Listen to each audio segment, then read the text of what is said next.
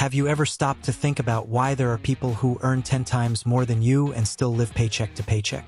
The answer might surprise you because the problem is not necessarily income. It lies in a trap the middle class falls into every single day, often without realizing it. While you were sleeping, someone sold you the idea that financial success is measured by the car you drive. But let me tell you something no one told you. The person driving that BMW paid in 72 installments is not rich. In fact, they are among the poorest in financial terms. Does that sound strange? It should, because it goes against everything advertising has taught you over the past 20 years. Here is the raw truth. You may be earning well. You may have a salary that puts you among the top earners in the country. But if every month you are paying installments on things you do not need, you are not middle class. You are just a well-paid worker financing a lifestyle you will never truly own. And the worst part is that you do this thinking you are moving forward. The middle class discovered the power of showing off, and it turned into an epidemic. People look around, see that they earn more than most, and conclude they are rich. But they confuse income with wealth. Income is what comes in every month. Wealth is what remains after you stop working. When you trade a fully paid $40,000 car for a $120,000 car financed over years, your net worth does not increase. Turns negative. Think with me. You own something outright, fully paid, working perfectly. Then you traded it for a debt that will follow you for the next 6 years. And you called that progress. It is like selling a piece of your freedom in exchange for an illusion. An expensive illusion, by the way. Because that new car you bought lost 20% of its value the moment you drove it out of the dealership. And there is more. You did not just buy a car. You bought a lifestyle that comes with more expensive insurance and higher maintenance. You bought the pressure to keep up appearances. You bought anxiety. You bought sleepless nights when money gets tight. You bought the need to work more to pay for something that was supposed to give you pleasure but ends up giving you stress. Banks figured out something brilliant about human nature. They realized you are terrible at calculating compound interest when it works against you. Let me give you an example that might shock you. Some people take out a loan of $74,000 and end up paying almost $500,000 over 6 years. That is right. Nearly 7 times the amount borrowed. Now comes the part that really hurts. If that same person took those monthly payments of around $6,800 and, instead of paying the bank, invested them at a conservative rate, in 6 years they would have accumulated more than 700,000 reais. Read that again.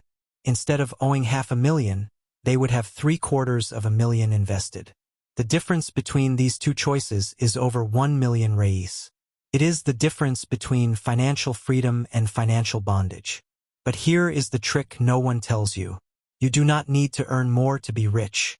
You need to stop destroying what you already earn. Every time you split a purchase into 12 installments, you are selling 12 months of your future. When you split it into 72, you are selling 6 years of your life. And why?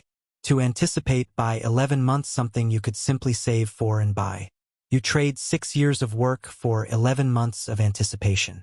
Does that make sense? Society built a clever system to keep you running in this wheel. They changed the design of things just so you think your model is outdated. Your phone works perfectly, but they launched one with 3 cameras instead of 2. Your car takes you from one place to another without any issue, but the new model has a different fender. And you, who should know better, fall for it. Products now age not by use, but by the calendar. It does not matter if it works. What matters is whether it is new. And you accept this as if it were normal.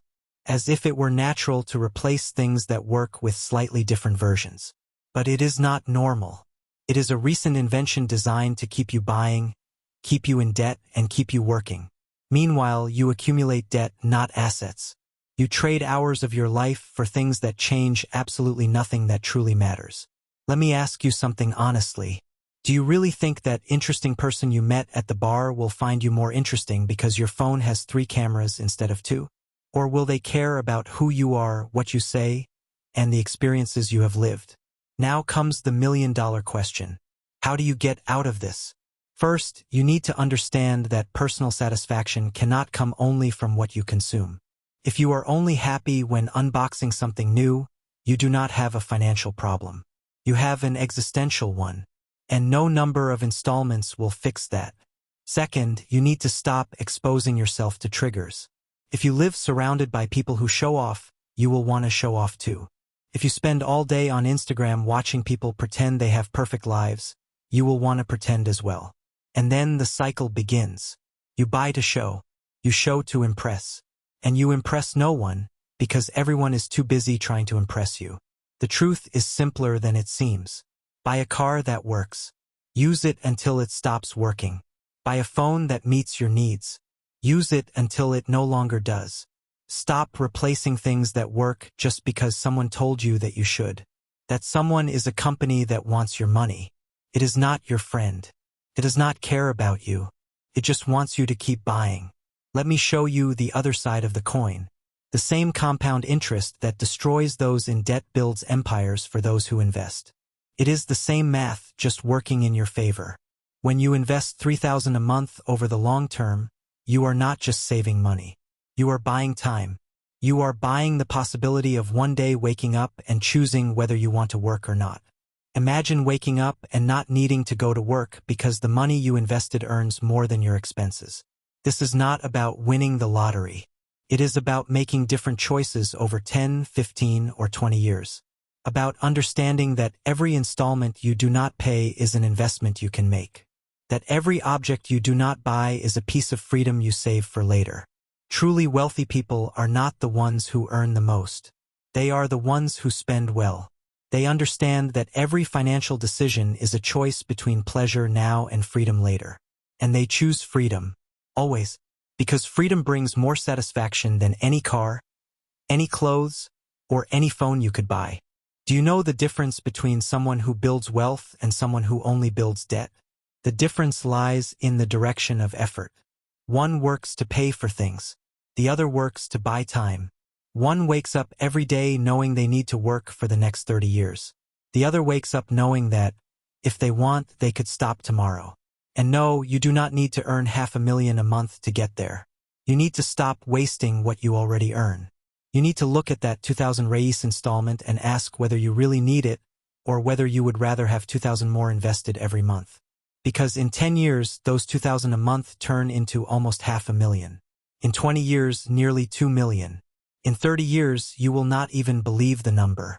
But you know what is most impressive? It is not even the money. It is the sense of control. It is knowing you are not a slave to your bills. That you can make choices based on what you want, not on what you can afford. That if you wake up tomorrow and want to spend a year traveling, studying, or taking care of someone you love, you can.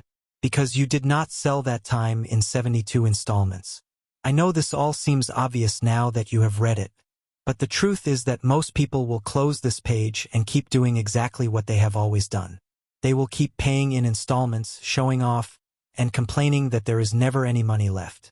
And do you know why? Because change hurts more than staying in the comfort zone of financial mediocrity. But you are not most people. If you were, you would not have made it this far. You are someone willing to question your own choices.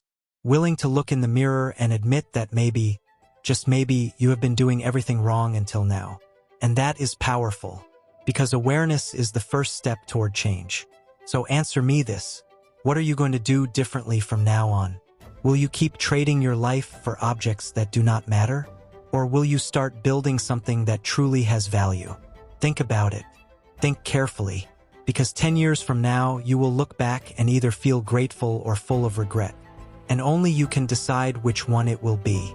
If you want to learn more about how to truly organize your financial life, subscribe to the channel and turn on notifications. There is much more content here to help you think differently about money, consumption, and what truly matters in building wealth. And check out the other videos as well, because each one brings a different piece of this financial puzzle we are putting together. Let me tell you one last thing before you go. I believe in you. I believe you have the ability to make better choices. That you can look at this whole system that pushes you toward consumption and say no. We all face battles. We all have challenges that seem bigger than us. But we also have abilities we have not fully discovered yet. We have the possibility to do more, live better, and help others do the same. You do not need to be perfect. You just need to start.